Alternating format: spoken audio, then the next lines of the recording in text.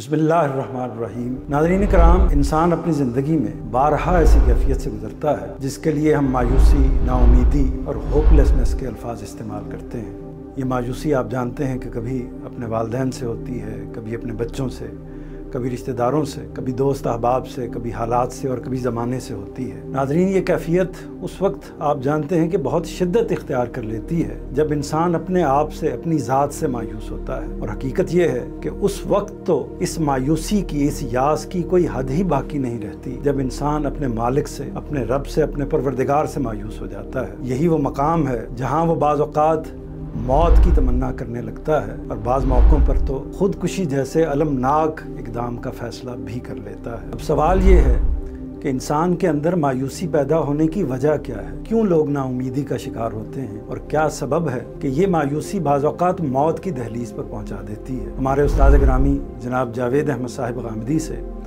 जब यही सवाल किया गया तो उन्होंने इसके 3 अवामिल या 3 असबाब करार दिए हैं। आइए इस नशिस्त में इन अवामिल को, इन काज़ज़ को, इन असबाब को जानते हैं।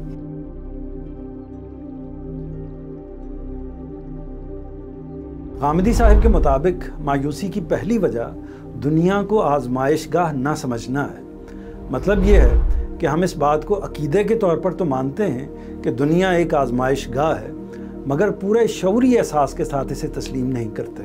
यानी हम इसका ज़ुबानी इकरार तो करते हैं कि इस दुनिया में हमें एक इम्तहान से गुजरना है, लेकिन इसको अपने दिलो दिमाग का गोया के हिस्सा नहीं बनाते। यानी आप कह सकते हैं कि इसको ज़िंदगी के एक बुनियादी उसूल की हैसियत से कबूल नहीं करते। चुनांचे यही वजह है कि जब कोई मुसीबत आए, जब नाकामी का सामना हो या हमें कोई महरूमी लाहक हो तो हम शाकी हो जाते हैं, हम दिल बर्दाश्ता हो जाते हैं। भला अब ये क्या बात हुई कि सारी नाकामियां हमारे ही हिस्से में आनी हैं? क्या दुख हमें ही सहने हैं? गिरना है तो हमें ही गिरना है, मुसीबतें झेलने के लिए हम ही रह गए हैं, तकलीफें हमारा ही मुकद्दर हैं, महरूमियों ने गोया हमारा ही घर देख लिया है। इस तरह के जुमले अक्सर हमारी ज़ुबान पर जारी हो जाते हैं जब हम मायूसी का शिकार होते हैं। इन जुमलों का मतलब ये है कि हमने इस बात को बतौर उसूल तस्लीम ही नहीं किया कि ये दुनिया एक दारुल इम्तिहान है, ये दुनिया एक आजमाइशगाह है। यही चीज़ है जो मायूसी का अव्वलीन बाइस बनती है। यानी जब हम इस दुनिया को इम्तिहान की नहीं बल्कि नतीजे की जगह समझते हैं, जब हम इसे जद्दोजहद का नहीं बल्कि जज़ा का मकाम तसव्वुर करते हैं, और जब हम इसे आर्जी नहीं बल्कि मुस्तकिल ठिकाना मानते हैं, तो गोया कि फिर हर मुश्किल, हर मुसीबत, हर नाकामी हमारे लिए यास और नाउमीदी का पैगाम लेकर आती है। इसलिए ये ज़रूरी है कि इस बात को पूरे शऊर के साथ और पूरे शरे सदर के साथ माना जाए कि ये दुनिया इम्तिहान के लिए बनाई गई है, ये एक आजमाइशगाह है। इसमें रंज व राहत, गुर्बत व अमारत और तरक्की व तनज़्ज़ुल की जो हालतें इंसान को पेश आती हैं वो इसी सबब से हैं, यानी इम्तहान के सबब से, आजमाइश के सबब से हैं। इसमें कामयाबियों की कोई ज़मानत नहीं दी गई।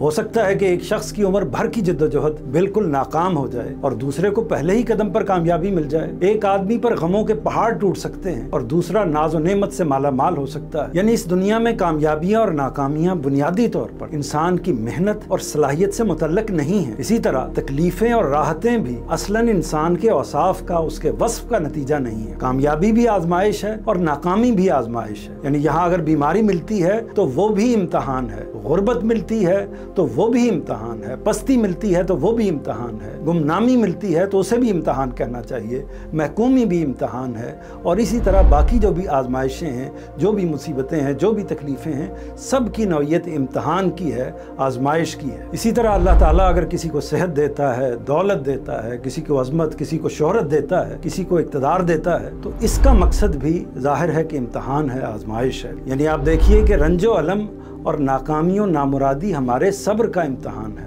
और राहत, मुसर्रत और इनाम व इकराम और इस नौइयत की दीगर चीज़ें यानी कामयाबी और कामरानी हमारे शुक्र का इम्तहान। ये इम्तहान, ये आजमाइश अल्लाह की स्कीम है जिसमें से हमें बहरहाल गुजरना है। लिहाजा हमें इसे महज एक नज़रिए और एक अकीदे के तौर पर कबूल नहीं करना चाहिए, बल्कि इसके बरक्स इसे एक हकीकत वाक़या के तौर पर मानना चाहिए। इस हकीकत को हमारे शऊर का, हमारे वजूद का हिस्सा बनना चाहिए।